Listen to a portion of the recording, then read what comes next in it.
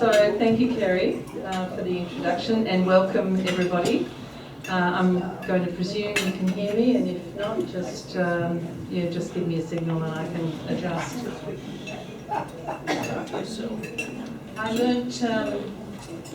I learnt about 3 weeks ago, in the first week after Motherling was published on the 1st of May, I learnt from Miff Warhurst that time goes like that when you're either speaking or being interviewed or interviewing. So I'm going to use my time very well today, but I think this is a journey that I am not quite used to doing. It is a journey through grief to a place of peace and calm, and sometimes I have to stop and swallow because it is centred. The beginning of this fabulous publishing journey is centred around the death of my firstborn son. I just want to let you know before we get too far into this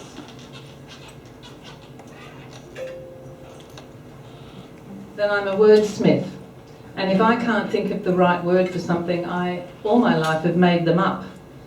And these two I've made up in the last 5 or 6 years. And that's the definition. I use them all the time. Are you de-retiring? Are you in de-retirement? As in, are you in the actual active part of replanning and resetting your life? There are a couple of people in the room who I know quite well. 3, I'm looking around, 1, 2, 3, who are all de-retiring. And there's another one, a 4th, who you get this, don't you? Yes, yes. And so when you get through that process and you're set out on a beautiful new path and having the time of your life and wondering why you didn't do this when you were 20, you're in unretirement. And I am clearly and squarely in unretirement and loving every step of the journey. Didn't know how much I'd learnt along the way. But let's talk about Motherling, the book. I knew how to write. I've always written. I've been keeping journals and diaries since I was 15, and that was in the 60s. I'm not going to say when, because none of us need to talk about that stuff. That's like talking about our aches and pains, isn't it? We're not doing that. And it's sort of funny to look at those. I've got boxes of them. My husband Graham wonders why I keep them, but I do. And it's sort of funny and quite interesting to look back at your 15-year-old self or your 14-year-old self and your 17-year-old self. And if only I could have conversations now with that person. But so I knew how to write. The habit of journaling has always been part of who I am. So when my son died very suddenly in July 2012, I journaled. My very closest writing buddy, Betty O'Neill in Sydney, gave me a grief diary, a little black, thick, leather-bound book, and from really that moment onwards, I described to myself, never thinking any of it would see the light of day, I described to myself the overwhelming sensations that I was cast into.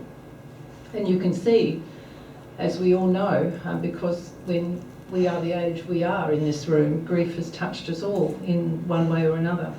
I've learnt that the way through it is to acknowledge it and smile at my colleagues and compatriots and empathetic partners in life, some of whom are in the room. So I had this journal. My son was 31 when he died. He was living what we all think, and for all intents, looked like a highly successful life. And as parents, you think your job's done with a 31-year-old. He was a rascal when he was growing up, adventurous, high-spirited, sometimes needed a second run at things, an enormous personality with an amazing intellect, who embraced everything, from climbing out of his high chair and his cot to taking on recreational drugs when he was a teenager at one of Melbourne's best schools. I think we do a great disservice to our young people by referring to this activity as using recreational drugs, because we all know what killers they are and what terrible things they do to young people. But at 31 or at 25, when he graduated with a degree in applied finance, we all thought, and we believe he thought, in fact I know he thought, that he was through all that teenage adventurous risk-taking. And he was working in Hong Kong as an index trader. Any of you know the finance industry? Yes. There's some pretty fast and furious behaviour goes with celebration and the risk-taking that's involved when merchant banks trade with each other to offset and hedge their own debt. And the teams of youngsters, highly educated, hugely intelligent, who business develop and deliver those indexing, often run into trouble because cocaine is the drug of celebration and entertainment. He was 4 years in Hong Kong, and for 2 years I believe he was in control, and for the next 2 it gradually took control. And then that phone call, the one that every parent dreads, that he was in trouble, he was addicted. We brought him home, we packed a lot of support around him, but he didn't make it.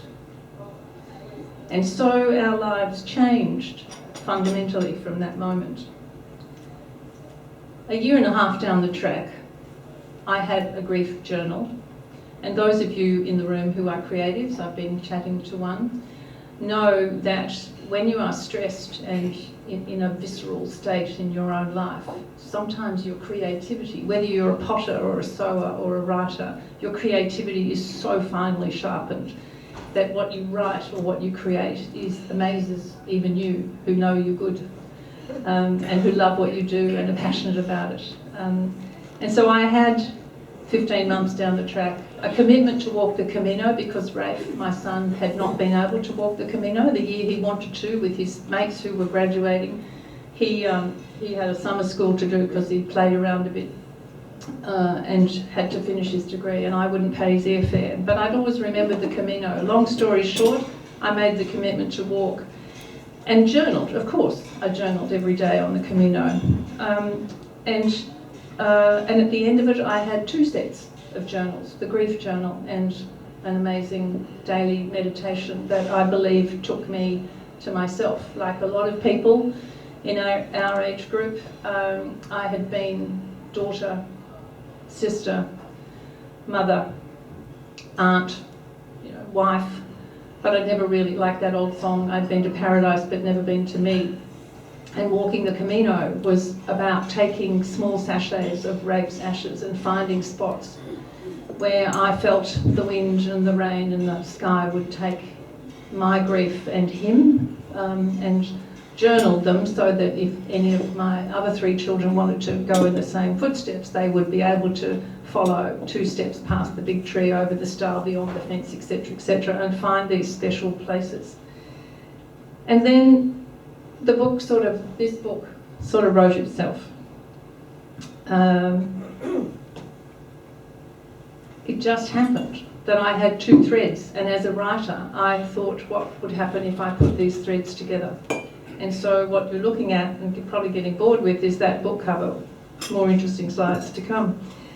And so we launched it. At the same time, as a corollary in my life, in the 9-10 years since I stopped working full-time operationally, I've become fascinated by the publishing industry. I originally did economics at this grand school up the road, and so I tend to analyse business units. How do they do that? What works? What doesn't work? And so on. And publishing is a fascinating and so rapidly changing environment in the world and in Australia.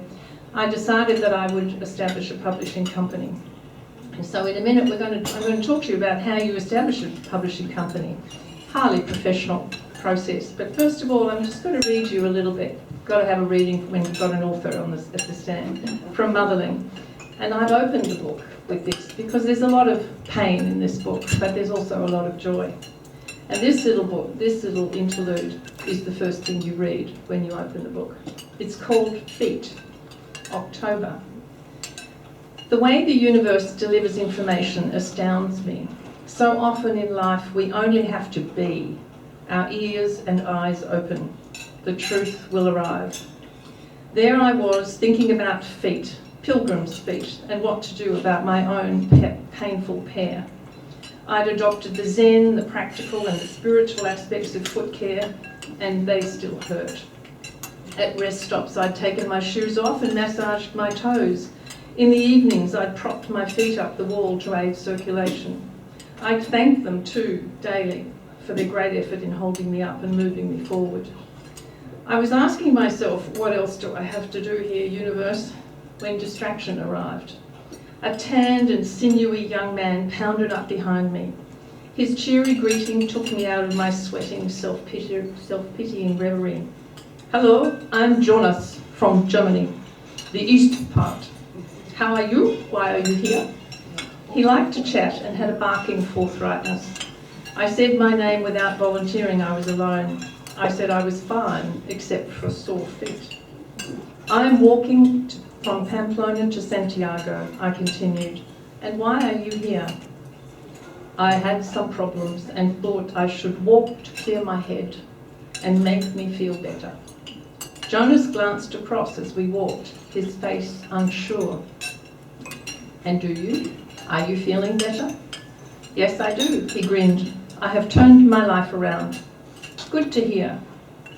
What flashed through my mind was instinctive surety that this young man had a story of recovery from drugs. There for the asking. I caught myself. It was none of my business. We talked on, or rather Jonas did. He said he walked for 7 hours a day and averaged 7 kilometres an hour.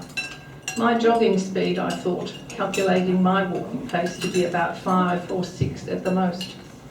He told me he'd stepped out of his front door, turned left and had started walking 72 days and 3,000 kilometres back. He'd been averaging 30 k's a day. We talked about feet. I told him my current woes. He smiled. All pilgrims talk about their feet. They probably always have, he said. The previous day, Jonas told me, he had taken delivery of his 4th pair of trekking boots, sent by his mother to a post office along the way. Your feet will get bigger as you walk, Jen. There are 26 bones, 33 joints and more than 100 muscles in your feet, he rattled off.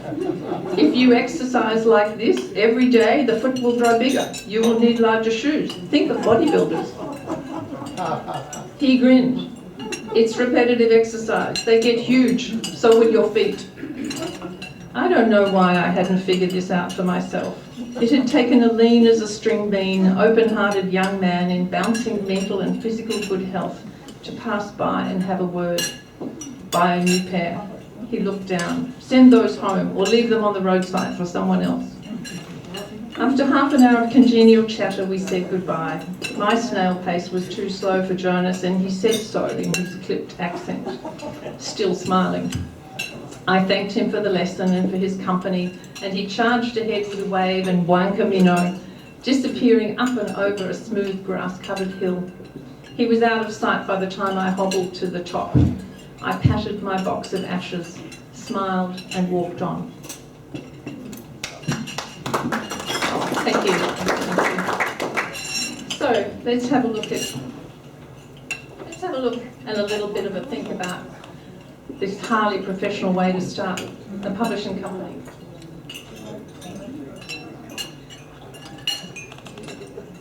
The first thing you have to do, if you're a writer, which I thought of myself, with an economist lurking in the shadows, the first thing I decided I had to do was transform my thinking. So I transformed my thinking, writer on the left, editor in the middle, and publisher on the right. And how did I do that? I decided that I needed a master's in writing and publishing from RMIT, which I am just on 3/4 of the way through. And there's a fabulous woman there who is the coordinator of that program. Her name is Tracy O'Shaughnessy, and she worked for Hardy Grant Books. She made books for 26 years, and she has taught me that course have taught me how to make books, because you can write as long as you like, but if you can't make a book, and let me tell you, a book is not just a book. A book is an amazing thing. We all take them for granted. We have them on the shelves and on the coffee table. We walk in and out of bookstores. Do you ever think about what it takes? I certainly hadn't. but I knew I had to know it inside out and back to front and be able to cost it and be able to manage it and to understand its science before I could commit to the passion of sending books out into the world. So that was the first thing, is transform your thinking. And the reason these are all funny sort of hand-drawn is because I was a student last year, the beginning of last year, learning these things. You can't see the details on that, but it is a strategic plot. And the top of the tree is where the sky and the oxygen is, and it's all the things that you aspire to, and the branches of the tree are how you're going to get there. And this is the first lecture on the physical process of manufacturing a book. And you can see I was not practiced anymore. Well, I wasn't ever practiced in taking lecture notes on a laptop. So I have continued to do it by hand. We did an assessment later last year where we had to visually describe where we were at in the strategic process of why we were doing the Masters. What are you doing this Masters for? Where are you going? Which part of the industry do you aspire to? And at our age, I decided there were only ladders, no snakes. I haven't got time, I'm too old to go backwards. So I made ladders and no snakes, snakes and ladders. And submitted it and got an HD for that and the paper that went with it. So I thought I'd show you that. My sense of humour goes everywhere with me, and luckily my Tracy O'Shaughnessy shared that. And when you spend a year going through 2017 into 2018 and 19, this is what you'll end up with. You'll end up with a business plan, but those of you with professional backgrounds know that you're not there yet, because what you have to do is find the money. I remain incredibly grateful for my husband's support, because we share this responsibility. I'm taking all the risk, he's running the systems. When you've done that, you need to get some help, and I've created a terrific team around me. The reason I've committed to mature age writers is because the business model in traditional publishing is based on the long game, getting young writers when they're 20 to 25 and committing 25 years to them, getting a book every couple of years out of them, and then over that period of time knowing economically that 7 out of 10 books either flatline or fail, you'll get 3 whoppers that'll pay back all the rest, and you'll get a Christos Tolkas and a Benjamin Law or a Leanne Moriarty, or any of the Mandy Sayer, any of the big names, and that is, they're locked in. Their infrastructure is locked in. That's not by way of criticism. That's just that's an observation of the reality. Mature age writers, those of us who have had careers elsewhere, regardless of, it's not about how old you are. It's regardless of what. It's dependent on what you've been doing with your life. When you've had another career somewhere else, you've missed that boat. You can't ever deliver on that business model. And so the number of spaces is less than 1 in 1,000 for mature age writers in mainstream publishing. There are a lot, but we are the people who have the time and the energy and the smarts, and we also commit to the craft of writing. We commit to doing the yards, to learn, to do what we need to do, to compete. So Journeys Towards Publishing is called deliberately Journeys Towards Publishing. And all we promise is a good read. Book by book, step by step, process by process. And so we launched a month ago, we launched Motherling, and it's taken off thanks to Mef Warhurst and 16 Minutes on ABC Melbourne. And in August we are a feature, I want to say the feature, but I know we are a feature article in the Australian Women's Weekly. I've never been so excited about the Women's Weekly in my life. Did you read the second one, again? And the second one launches on the 21st of July. We have a gig at Noosa Alive Festival. Any of you who are going north for the warmth? Yes, 21st of July we'll be running an all morning workshop on writing. I've got terrific, couple of academics on writing, creative writing coming to Noosa. So look at Noosa Alive, 2019, and please come along. And in the afternoon we're running a panel on pathways to publishing and launching the book with a glass of wine. Shelley Davidow is a Queensland academic. This is her 42nd book. I'm absolutely honoured that she asked if I would take it on. Yes, UQP has been her publisher up to now. Nobody here works for them, okay, we're wrapped. But this is a mature age writer. She has a career elsewhere. She teaches creative writing in the education faculty at Southern Cross University, and she writes fabulous stories as a relaxation, as a counterpoint so often. And then on November the 26th, those of you who live in the CBD or know the CBD well may well be familiar with this man. He sits outside the old Jobs warehouse every day. Anthony, Tony Brooks.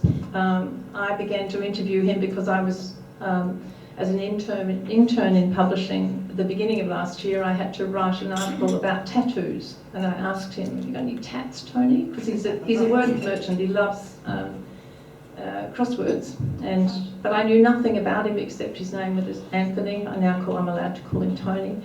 And so he agreed. He said, oh, I've got a couple of them in prison. I thought, okay, blank face. We spent, so I interviewed him for 7:30 or 7 o'clock in the morning every Thursday morning. At the end of the first one, he had told me a story so remarkable, and it appeared to be so cathartic for him to speak out about what he told me about. You have to buy the book. I said, has this been helpful, Tony? He said, yeah, this has been really good. I said, have you ever spoken about this stuff? And he said, no. And I said, why not? He said, because nobody's ever asked me. I said, would you like us to continue? I don't know what we'd do with it, but, 14 Thursday mornings later, I had 53 or 54 hours of interview and an amazing tale. And we have now, since then, done all the back work to verify. And this is the story. He is a remarkable man who spends all day, he's not homeless, he goes home every night, and he spends all day talking to people, and he knows their lives. How's your cat? Oh, you're back from Europe. Oh, I got the photos, thank you. This afternoon, earlier this morning, I walked across the post office. Morning, Tony. Have a good weekend. I hear you're leaving town. You just, remarkable, and an interesting story. And there's another one which will come out later this year, which is a novel, a thinly disguised memoir about the long-term damage that abuse does to families when it's hidden, the cost. And it's also a cracking, fabulous story with a lot of tension and a lot of passion written in there.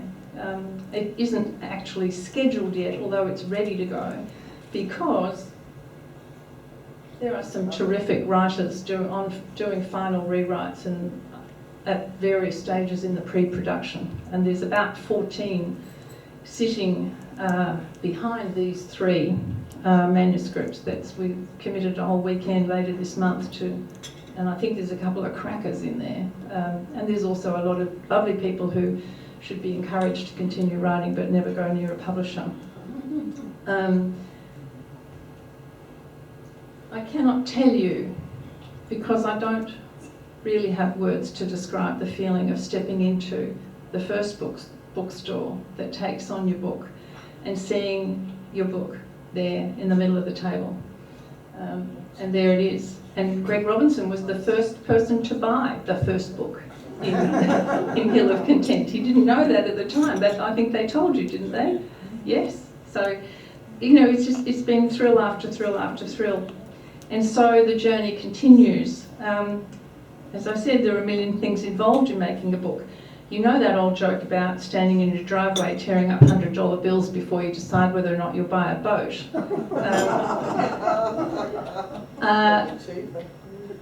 Graham and I have watched money go out of our bank account like shit through a goose, frankly. And that's all, that's to get us to the starting blocks.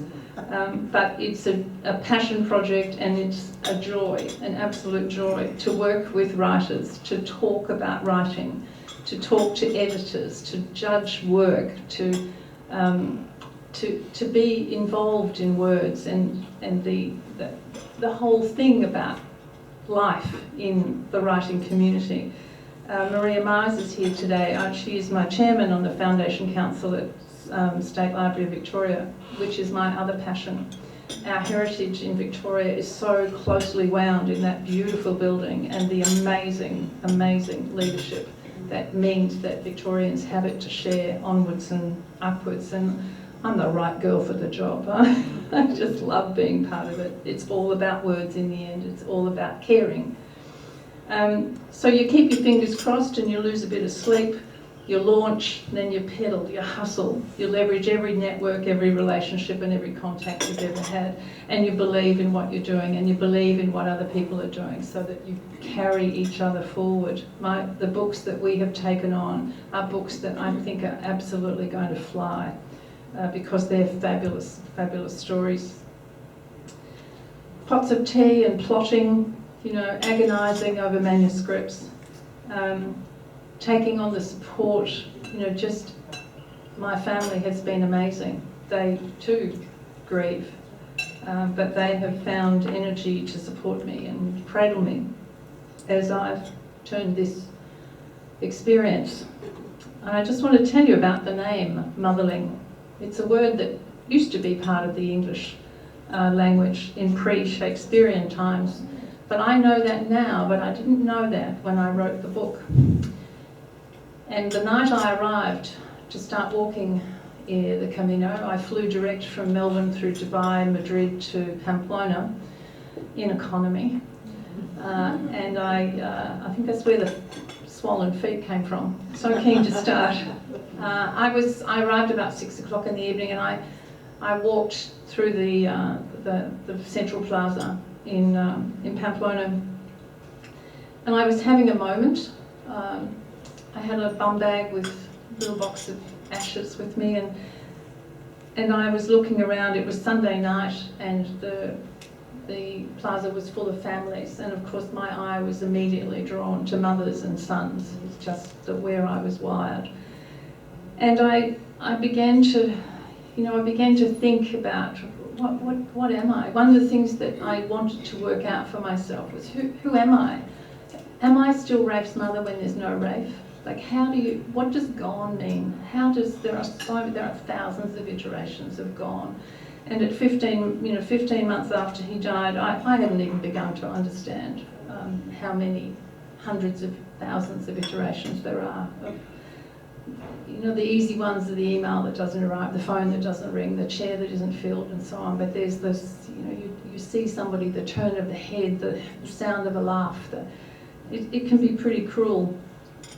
And I was looking at mothers and sons and soaking up this amazing atmosphere and thinking, why don't we have a word? We've got a word for everything else. And I was, foundling, widow, widower, what we don't have with this. I need a label. And this word motherling, just like, well, why don't we foundling? Why don't we have motherling? And I thought, well, that's it. I'm having it. Like I do. De-retirement, non-retirement, and I can remember as a 15-year-old deciding that lascivious is lavicious, and it's a delicious word, lavicious, and I kept it for about 20 years before, because it's not a word you hear spoken aloud much until I read it somewhere and thought, oh, it goes the other way. So, me and words. So it became Motherling. The book was originally, the working title on the manuscript was 9 Sachets, because that's how many little sachets fitted in the box that I was carrying Raif's ashes.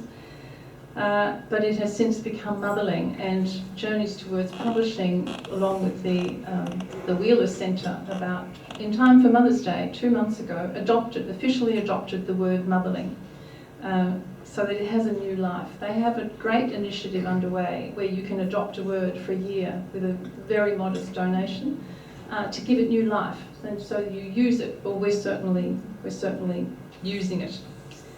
I know I'm a late bloomer. the fifth of 6 children. I think I was always a late bloomer. Everybody else had sort of chewed into most of what I wanted to do by the time I got there. But I am reminded of Oscar Wilde, who said, "Be yourself, everyone else is already taken." I'm grateful to so many people for this process that I'm going through. I'm particularly grateful to Raif. I can now say and think my son's life and say his name and smile, because I am aware of the incredible privilege it was to be his mother for 31 years. And I'm also, at this stage, incredibly grateful that his legacy has been to jolt me from bobbing along in life. That happens to fifth children. Just about everything else is taken, and you do tend to bob along, sometimes in other people's lives. And this terrible tragedy that has happened to me and to us as a family had hit me and made me think and redefine and rework who I am. I'm now more confident of who I am. So I don't bob along in life anymore. I am so acutely aware that life hangs by a thin thread, and I intend to live mine mindfully and deliberately, and I am, and I entreat you to do the same. Thank you.